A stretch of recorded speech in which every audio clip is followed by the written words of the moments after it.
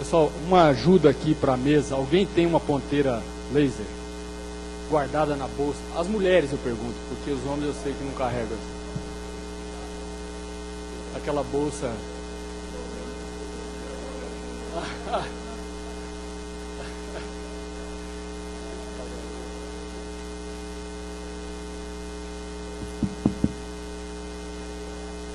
Bem, bom dia a todos.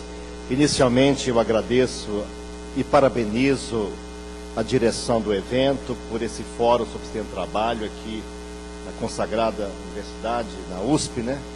E para mim uma grande alegria, uma honra estar participando desse evento, aumentando a minha responsabilidade, especialmente depois das duas apresentações iniciais, que tão bem abordaram o tema traçado para essa manhã. O aspecto que me foi pedido para abordar são os aspectos atuais da responsabilidade civil no acidente de trabalho, mas naturalmente poderemos estender também para outros pontos, se for do interesse, na hora dos debates. Antes de abordar sobre a responsabilidade civil no acidente de trabalho, vale a pena fazer um breve comentário sobre a situação atual do acidente de trabalho, ou a dimensão atual do acidente de trabalho no Brasil, porque a ciência...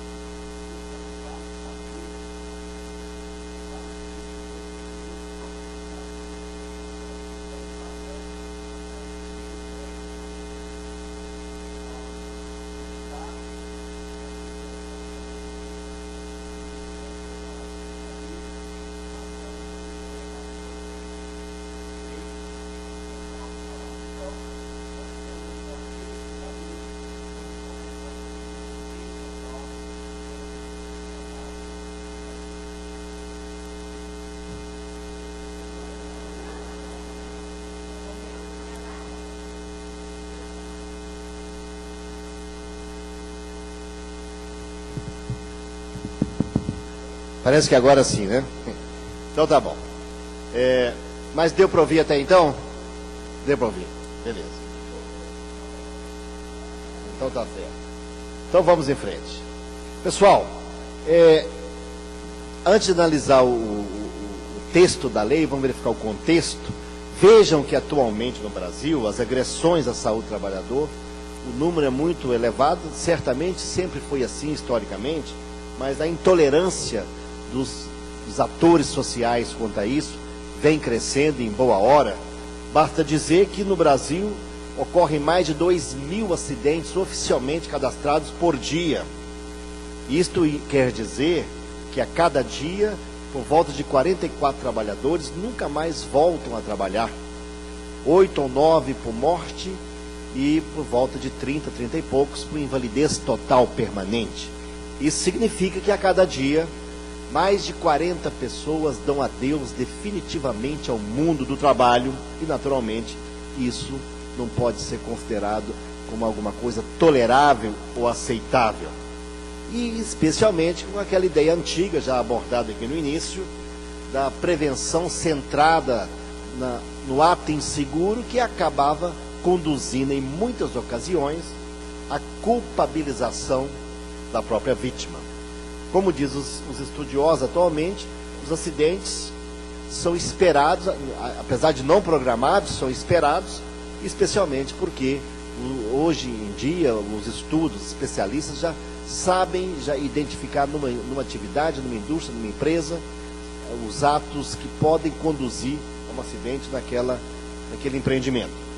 Fala-se muito na teoria do Frank Bird, e isso hoje é uma questão testada, que criou a equação 1, 10, 30, 600. Muito obrigado. Temos agora ponteiro, ótimo. Fala-se muito na teoria do Frank Bird. Segundo esse autor estudioso, ele analisou alguns milhões de acidentes nos Estados Unidos. Para cada acidente humano grave, ocorrem 10 acidentes humanos leves, 30 acidentes com danos materiais e 600 quase acidentes. O que faz uma empresa que tem cultura preventiva, que tem noção a respeito disso? Quando ocorre o incidente, ou seja, o quase acidente, aquela bola que bateu na trave, mas não entrou, quase foi gol, então ele estuda o incidente para prevenir o acidente. Então, essa ideia de imaginar que o acidente é fatalidade, é falha humana, é obra do destino, é uma concepção mais antiga, onde falava que era um desastre, né? A palavra desastre, etimologicamente, 10 contra os astros. Má sorte. Hoje se comprova que não é exatamente assim. Os acidentes podem e devem ser prevenidos. E nessa situação, verificamos que no Brasil, só isso aqui são dados oficiais, chamando a atenção que esses dados aqui, só dos segurados da Previdência. Não abrange, por exemplo, aquela empregada que o Rottweiler atingiu, porque ela não se emite CAT para empregada doméstica. Ela não é segurada do seguro da Previdência, ela é segurada da Previdência propriamente dita.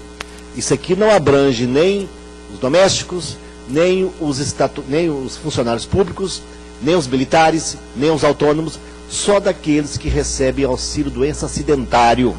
E veja que o número, com certeza, continua sendo um número muito elevado.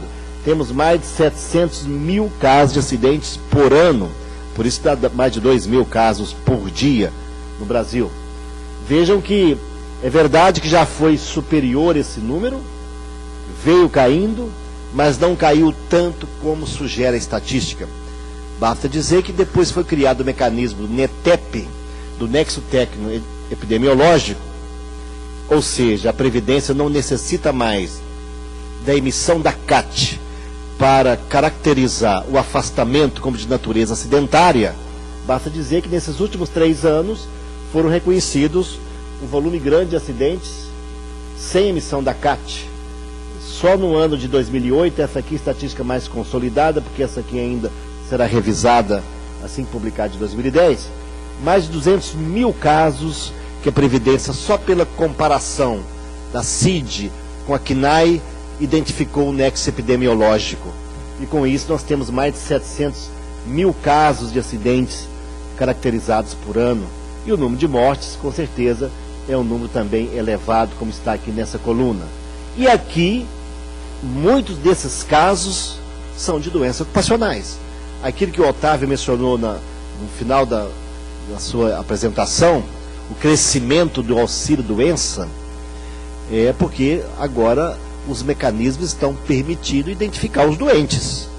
Não é que tenha aumentado o número de doentes, eles ficavam invisíveis, entrava na estatística da Previdência Comum. Agora, por esse critério novo do nexo presumido, do NETEP, eles entram nessa coluna. Daí o número elevado de acidentes, doenças e de mortes relacionadas ao trabalho. Então, só para se ter uma ideia, a cada dia, nos 365 dias do ano, se somarmos invalidez permanente e morte, chegaremos aqui a número de excluídos por dia e, cumuladamente, cada dia, mais 43 dessa última estatística. No dia de hoje, 15 de junho, pela estatística, 43 pessoas no Brasil receberão essa ideia. Nunca mais voltam a trabalhar, ou por morte ou por invalidez total permanente, o que certamente não é um número nada confortável. Aqui também podemos identificar o afastamento superior a 15 dias. Veja que de 2006 para 2008, dobrou na Previdência o reconhecimento de afastamentos relacionados ao trabalho superior a 15 dias. Exatamente que o mecanismo do nexo epidemiológico está permitindo essa constatação. Aqui, antes de abordar as indenizações, é importante, e aqui é uma universidade, um ambiente de pesquisa, de reflexão, aqui há profissionais de várias áreas, é importante sinalizar para vocês o que está ocorrendo nessa área da saúde do trabalhador, do meio ambiente do trabalho. Está havendo uma mudança dessa visão tradicional para uma visão mais contemporânea, mais atual. Porque na visão tradicional, o que ocorria? O risco era monetizado. Criou-se então um adicional de insalubridade, de periculosidade, se trabalha à noite adicional noturno, trabalha transferido adicional transferência. Em vez de cuidar do risco, criou-se mecanismo para conviver com o risco, monetizava o risco. Então, criou-se muitos adicionais. Como o risco era inevitável, nessa visão tradicional, o risco era inevitável, então, criou-se também maneiras de amparar as vítimas. Olha, certamente teremos vítimas, que isso é inevitável. Então, desenvolveu a infortunística.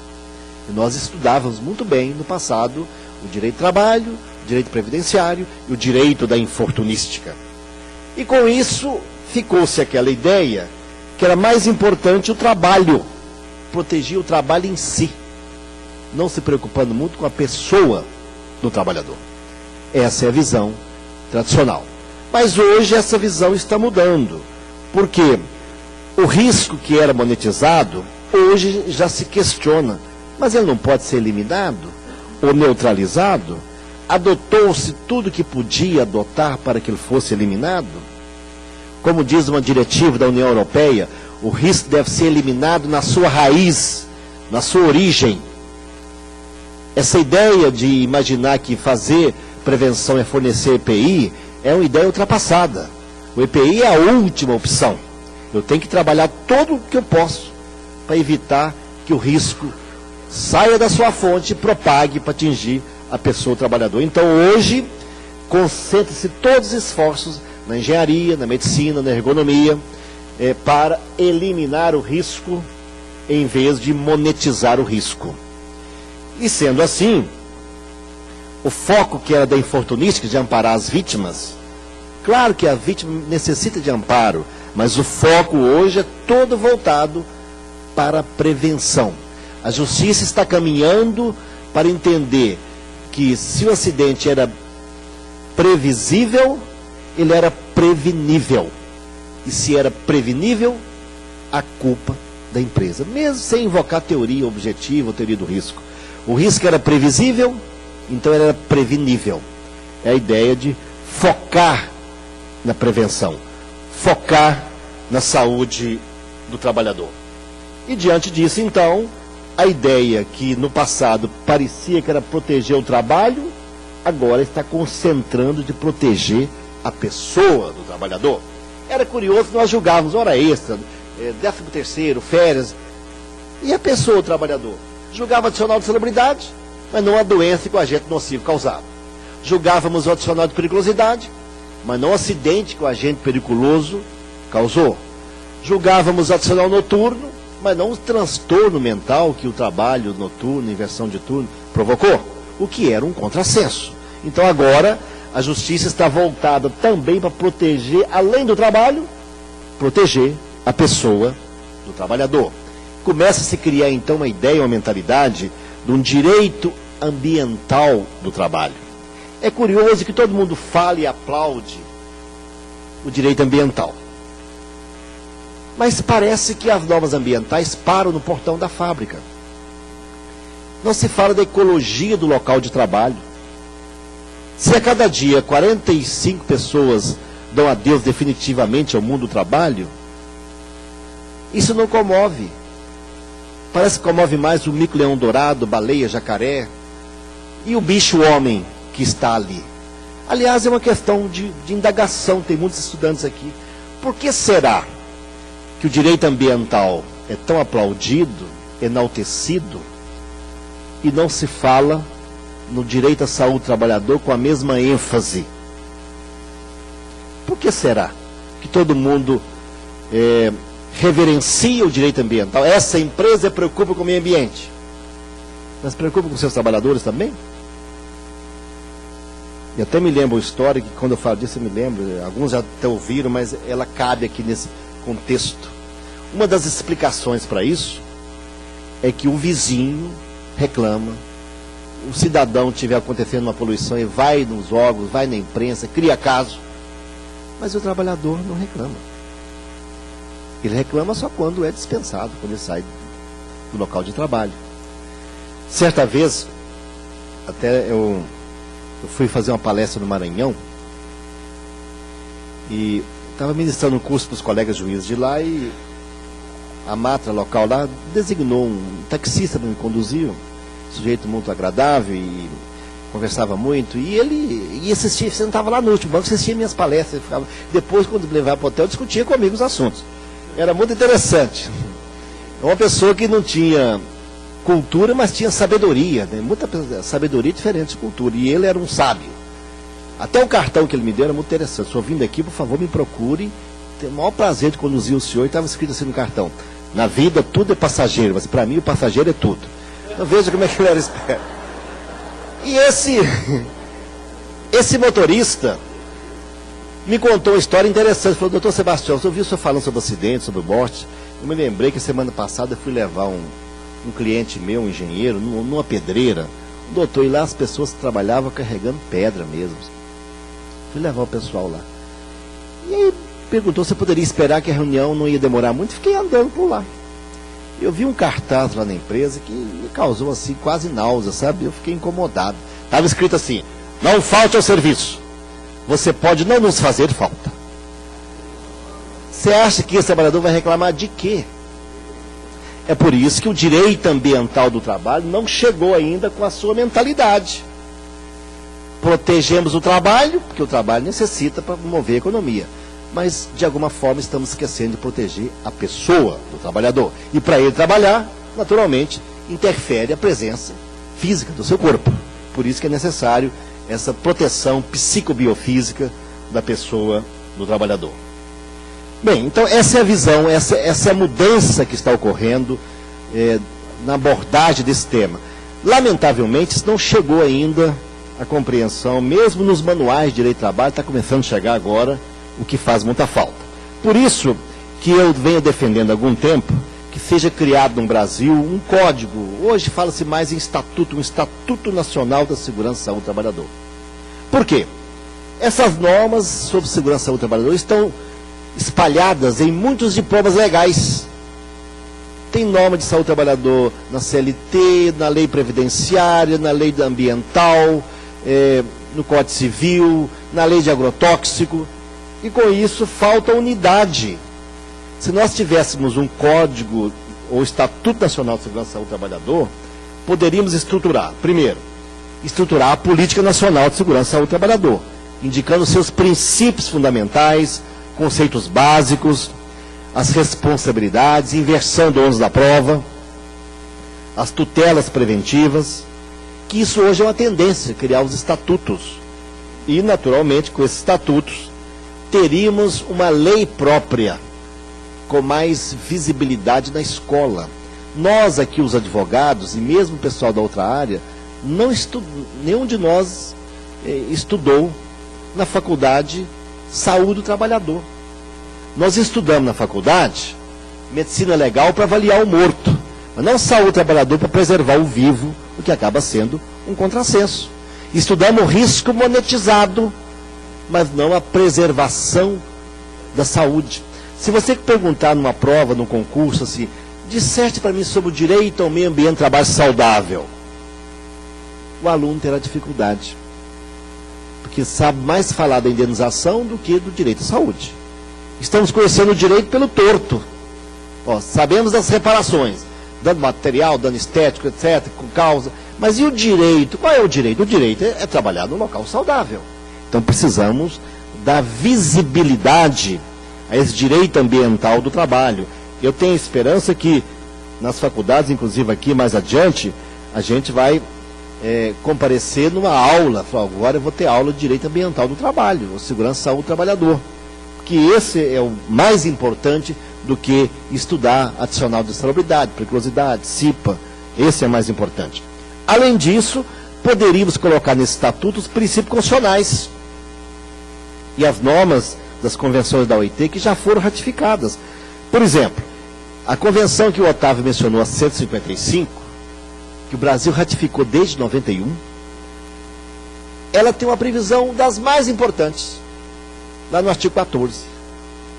Diz lá, as questões de segurança, saúde e higiene do trabalho deverão ser incorporadas em todos os níveis de ensino do país. O Brasil ratificou, tem força de lei interna, mas não é aplicável.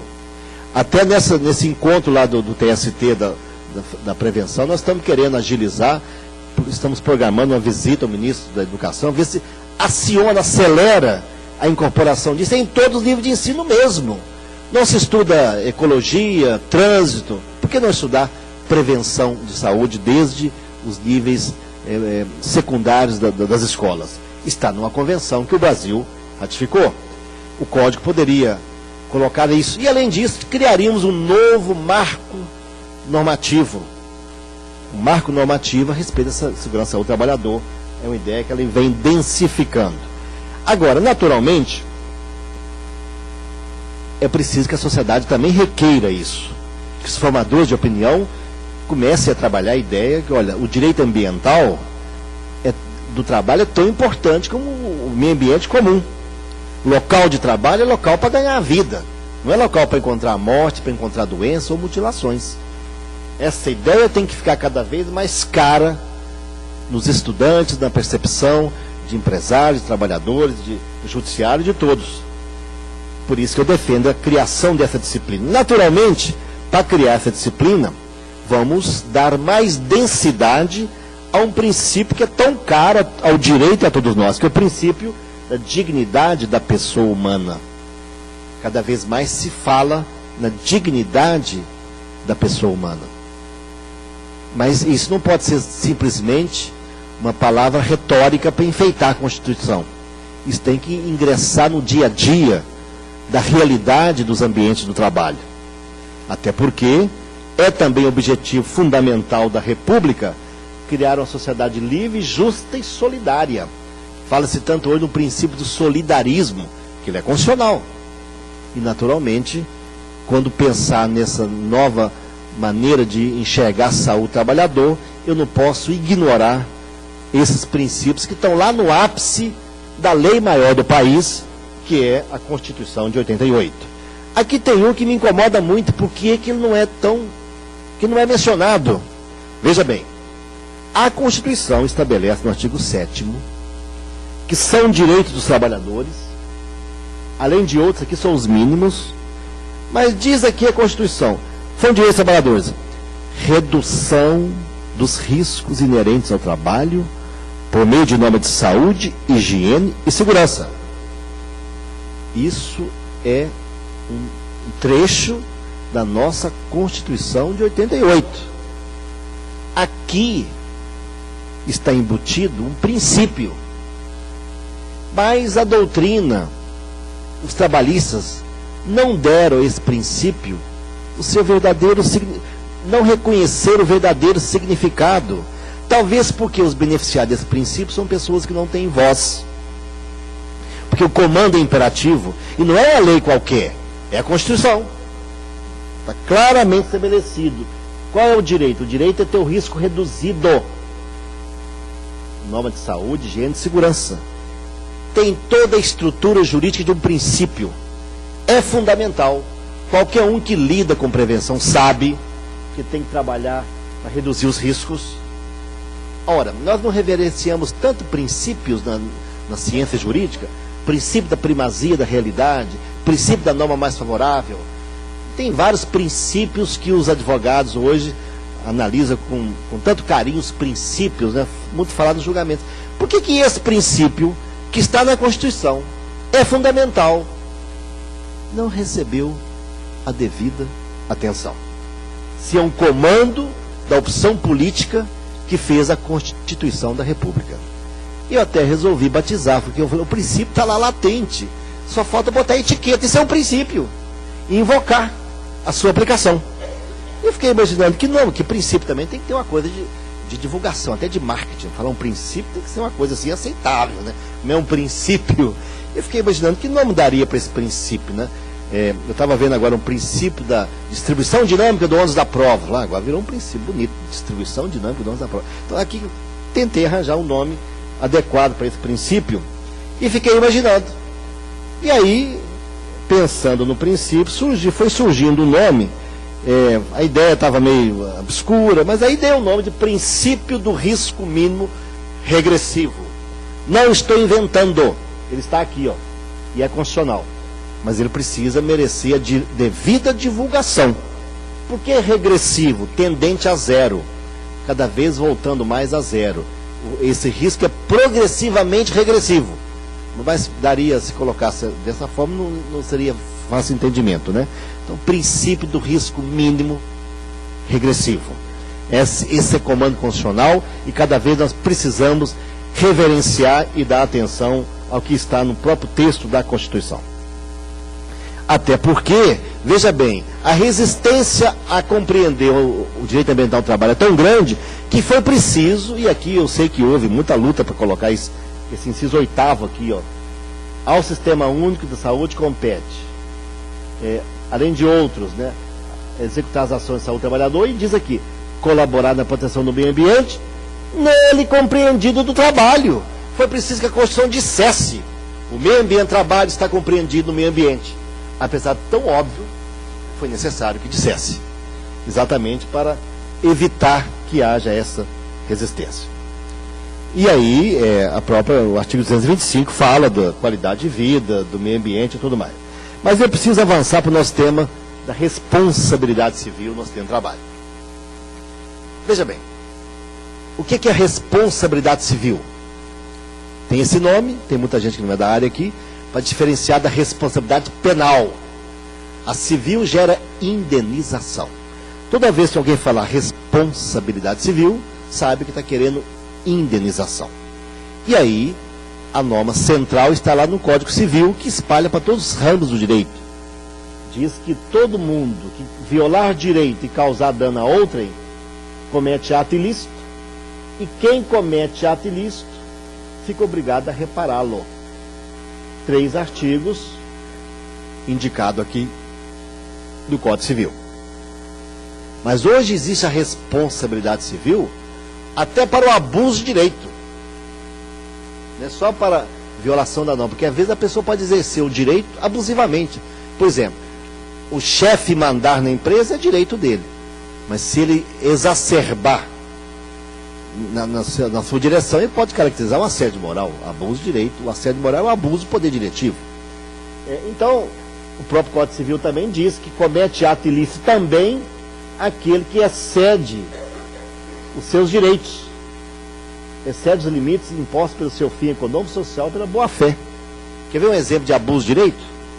Diz a NR 7 do PCMSO, né, da portaria 3214, que o encarregado do PCMSO, ao perceber qualquer alteração nos indicadores biológicos dos trabalhadores, mesmo sem sintomatologia, deverá afastá-lo do risco até a normalização. Aí me disse um aluno meu, minha empresa leva isso ao pé da letra. Eu falei, como que ela faz? Ela afasta do risco de vez, manda embora. Então, ou seja, essa é a verdadeira figura do abuso de direito, tá? No 187. Exercia um direito, sim, afastou do risco, mas afastou de vez do risco.